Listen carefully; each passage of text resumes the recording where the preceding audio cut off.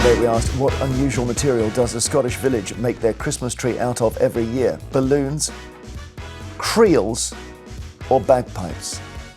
It's fishing creels.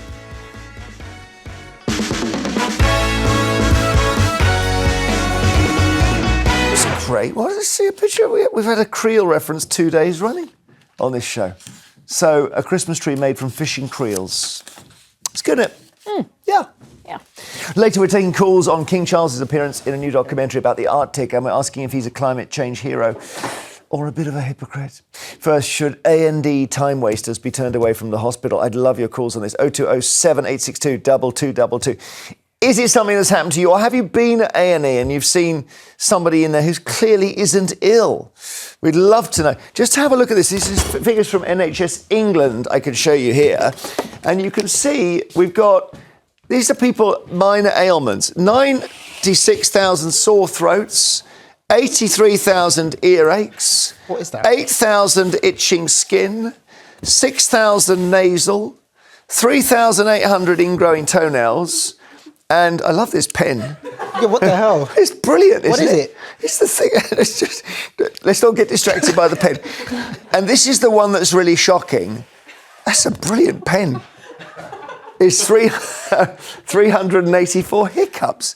Now, what sort of person goes to hospital with hiccups, and how should they be punished? Do you know, I reckon it might be the sort of person, I think we're all guilty of this. You know, when you've got something wrong with you and you go to Google and you're like, what's wrong with me? I've got these symptoms, and then it tells you you're basically dying. Well, it always says brain tumour. Yes, yes, there you go. It might be a case You think hiccup is a sign of brain tumour? No, I don't know what that is. I feel like possibly the hiccups, it could be people who have got mental health issues. Oh, come on.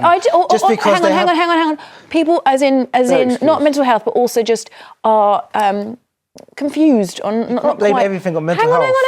I'm saying as in they might be completely lost and might be panicking. It might be, I don't know, but people who aren't able to cope with hiccups the way a normal person would. The only time I've been in A&E in my adult life was 3 years ago when I fell off a penny farthing and was knocked out. And I went in.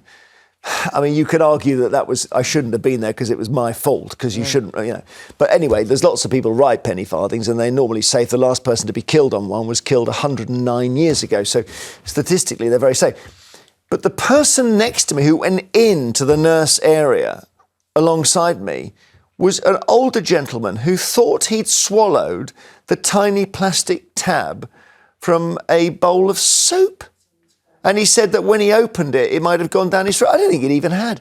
I think he just wanted, bless him, he wanted to have a conversation. Yeah. And he got to meet you. That's another reason. You think that's okay, is it? No, it's not okay. But I think this is the problem. I think it's like people are going to the hospital because there is a lack of access to other things. In that case, it's a guy's got a lack of company. But sometimes Samuel's sometimes it's a lack of access You're to tough GPs. on this. What would you do? Well, I'm saying it's people need to have a penalty. 320,000 people left A&E last year. Yeah. Without, or 2023, I think the statistics are from. Yes. Without receiving any care. So they got That's because they got better because they had to wait so long. And I'm sure they were okay. I think the issue is people need to get their GP appointments. A lot of people struggle to get those. Yeah. And they think to themselves, let me just go to the A&E.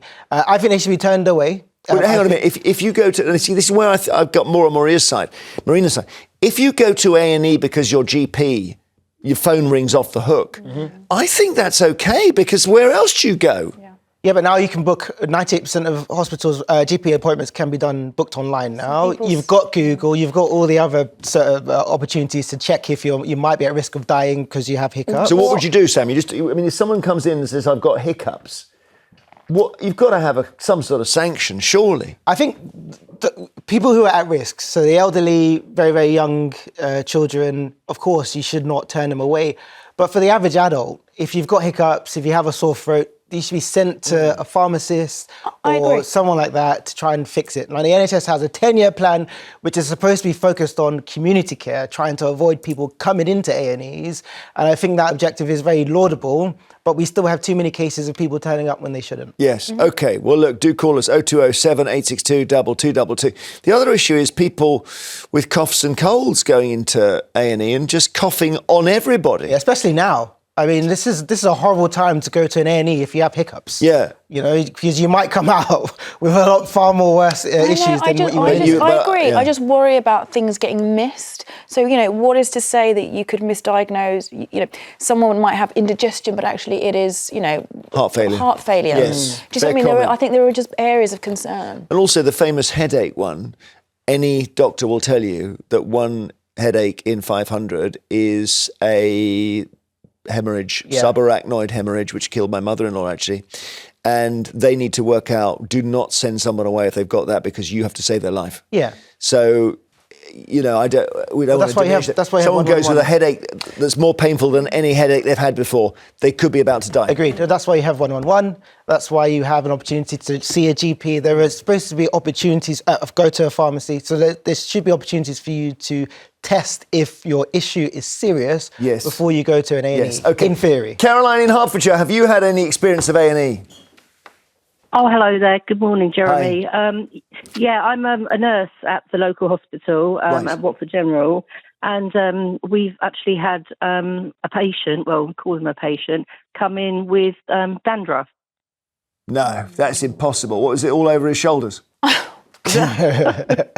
Yeah, seriously. And I mean, there's got to be a part of you that thinks we'll blue light him, because he needs to learn a lesson. We'll put him in an ambulance, get them all through the traffic, get out the way, he's got dandruff. I know. I mean, how incredible. Ridiculous. Caroline, what was his reason for coming in? Was he really worried about it? He's got it on his shoulders.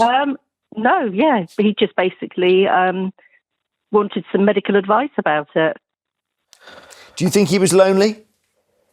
Probably, very possibly, yeah. I do. And can we... So Marina's, who's a very kind soul, thinks we've got a lot of mental health going on here, and there are people who basically it's a cry for help. I mean, if you go into A&E with dandruff, there's something wrong with your life. Do you think that's right, or is he a selfish person? Oh, my goodness. Possibly a bit of both, really. But I would agree with the mental health crisis. Yeah. It's like a war zone in A&E at the moment. It's weird, isn't it? I don't know how you do it. I don't know how you do it. It's like the NHS is kind of an extension of what should be mental health services, just as the police can be as well. The police are often called... They are. I'm not saying they should be. Yeah. I'm saying the police are often having to deal with what are mental health issues. Well, here's the example. Somebody walks in, speech is slurred. Your first thought is they've had a couple of pints and they don't know where they are. You then realise they've been punched in the head, they're a completely innocent party, and they are concussed, and they may even be bleeding have a bleed to the brain. So, you can't just say, I'm sorry, mate. And even drunkenness isn't necessarily a reason to turn people away. I'm sounding like you now, Marina. You really are, yeah, I am. Yeah. I don't know which... Thank you, Caroline. And the dandruff guy saw a doctor, by the way. Julia in the West Midlands, hi. Yeah, can you believe that? Doctor said, right, OK, let's get you on an MRI. We're going to sort this out once and for all. Yeah. Julia, hi. Hi. Are you a nurse? Yes, no, gracious, no. Are you a patient? No. It's like one of those Christmas games. games. Not at the moment, no. Right. Is it two words? My little niece has severe asthma. And the other day she had a severe asthma attack and they sent for the paramedics who took her straight to hospital. Yeah. When she got to A&E, it was absolutely rammed. And there was a family in there of 9 adults and 3 children. Yeah. And they were there because one of the teenage kids had taken an adult not antihistamine. Anti-inflammatory? No. Something. Not antihistamine? No, antibiotic. I've lost the word again. Anti-malarial. Okay, maybe can we focus on? Can we land on the point? Antidepressant. We could do this all day, couldn't we? And my niece said, these people shouldn't be here, and they were asked to leave, and they refused. And so my niece called a taxi and picked my little niece up and took her to another hospital where hopefully she would be seen quicker. Is she okay? But that's the main thing. Refused. She's okay now, yeah. But this keeps on happening, and when she has an attack, it's a really severe one. Of course, yeah, massive. But you've got it in the end. In the end, that family, I think it's an anticoagulant that one of them took that produces whatever tablet. That's the word I was looking for. What is it? A grown-up vitamin tablet. A vitamin. It's not an anticoagulant at all. Okay. They took a vitamin tablet. I like the whole family. Why do you went none of them? But also, I think, in a way, I don't mind that because there's 3 kids and 9 adults. That's 12 people. They've only got one situation there. Wow. They're going to be dealt with fast. Why are they all there? And also, it's not a serious case like dandruff as well. Yeah. So, is your niece okay, Julia? She's fine now, thank you, Thank until God. it happens again. Okay. Yeah. Well, I think in the end, just order them home, that family. Thank you. Simon in Dorset, are you a regular patient at A&E? No, not at the moment. I could be. My COPD. Yep. So that's what they called it, emphysema back in the day, isn't it? Was that the smoking-related one, or? Yes. Yeah. I just feel that if people could get a GP's appointment, they wouldn't be queuing up at A&E with an ingrown toenail, sore throat. You can go to a pharmacist and deal with that. Yeah. Earache, you can go to a pharmacist. What Wes Streeting said a couple of days ago was GPs are not happy with taking bookings online. Now, my partner goes to a different surgery than me. She can get an appointment within 4 or 5 days. My doctors, it's 10 days. Oh, you're lucky. And I say to them, I need to see somebody about my COPD. Oh, well, that's okay. Just take your inhaler. Instead of taking it 3 times whenever you need it, take it 12 times in one go. Because if you phone 999, the ambulance will put a mask on your face, which will work the same as your inhaler. What a strange way to treat you. That's utterly unfeeling, insensitive, and wrong. I don't, and the idea that an ambulance, I mean, there's a, the ambulance carries a cost as well. Yeah. But it sounds like you've got a serious condition there. It's chronic, Simon, and I don't know whether you need A&E or whether you need just basic, regular medical attention once a month. This time of year, it gets worse. Yeah. I can only see a COPD nurse in my surgery every 6 months. Okay, thank you. Well, Well, smoking, never smoke is the answer to that. agreed. Yeah, thank you, Simon. After the break, we're taking more of your calls. Should A&E time wasters be turned away or punished? 020 7862 2222. See you shortly. So before the break, we asked what is a female reindeer called. We gave you cow, Jill, Vixen. The answer is cow.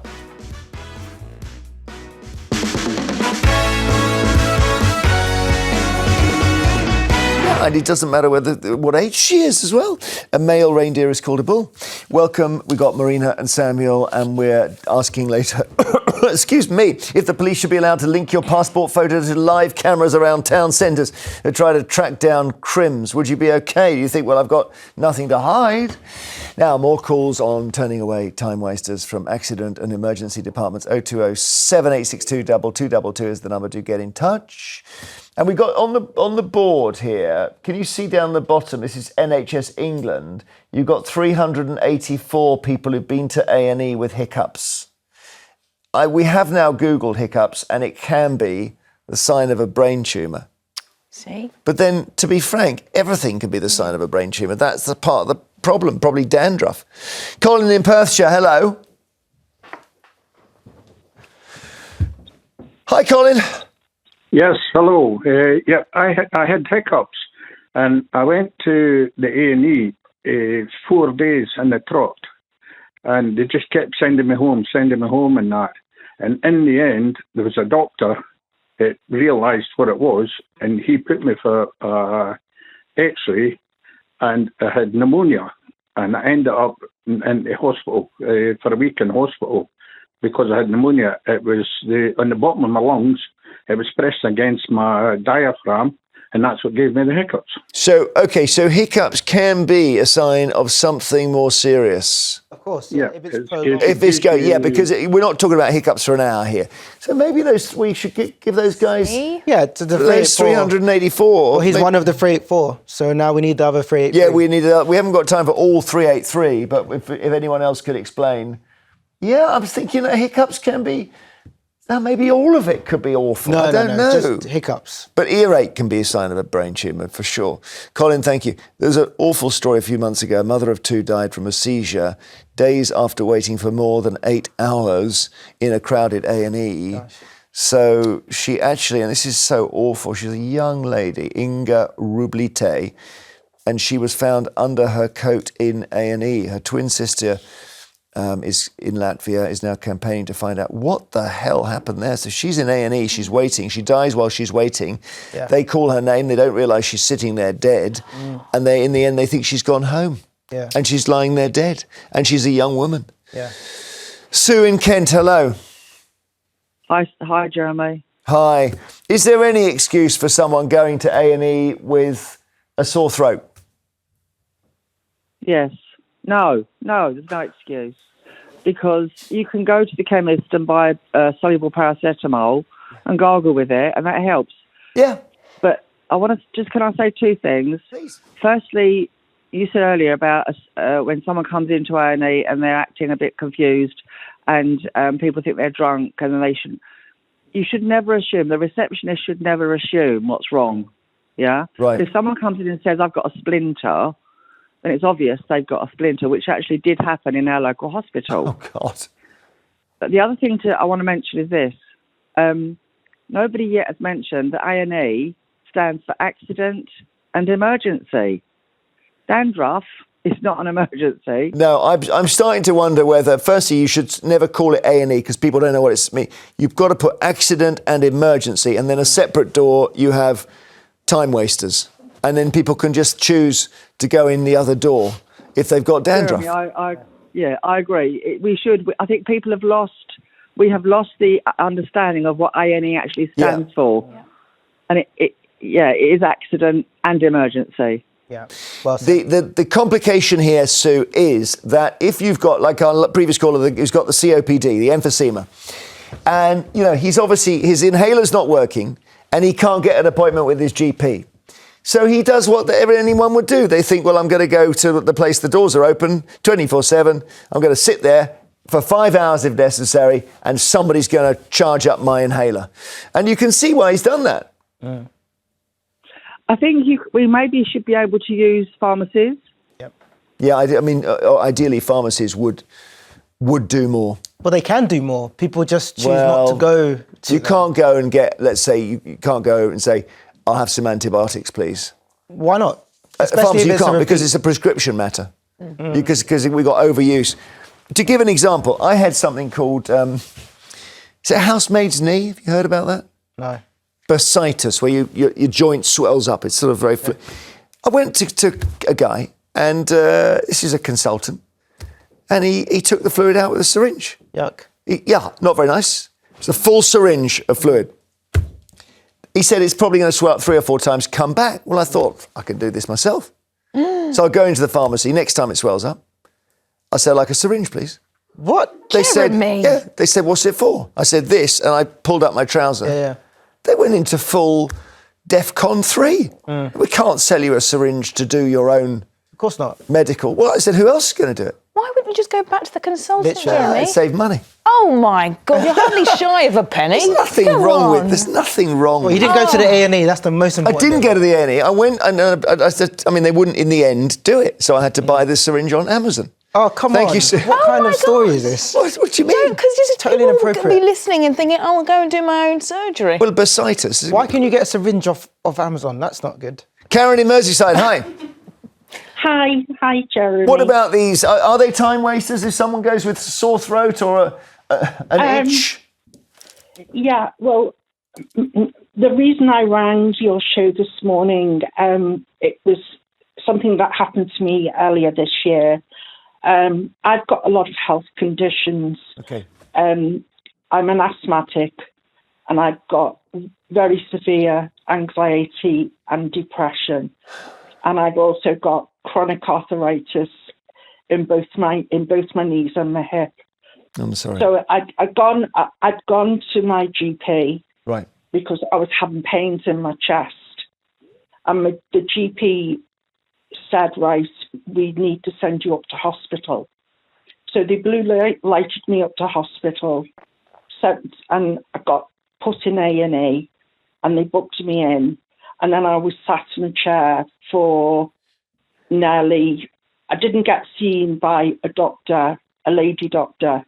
I didn't get seen by that doctor till 3 a.m. So how many hours were you waiting? So I was waiting. I sat in a chair for over 24 hours. With a suspected heart attack. Yeah.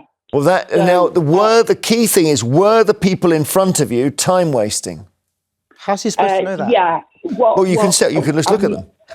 What? Yeah, what annoyed me was that people that were like being a nuisance or were being brought into A&E with police escort, they were sort of seen to very, very quickly. Yeah. Well, if they're bleeding actively, I think that's the rule, yeah. Karen, thank you very much indeed. Wow. Gosh. It's hard. It's the front end. It's like the windscreen of the NHS, this. Yeah. It's the thing everyone hits first. It's a tough old place, A&E. Thank you so much for your calls. Later we'll be asking if police should be allowed to use facial recognition cameras in every town centre. After the break, there is King Charles, a climate hero or a hypocrite. He's featuring in a new documentary that looks at him back in the day when he went, look at that hat, go out walking in the Arctic. And that was 1975.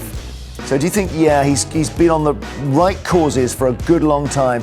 Or do you say, no, you can't save the planet when you're a king? See you in just a moment.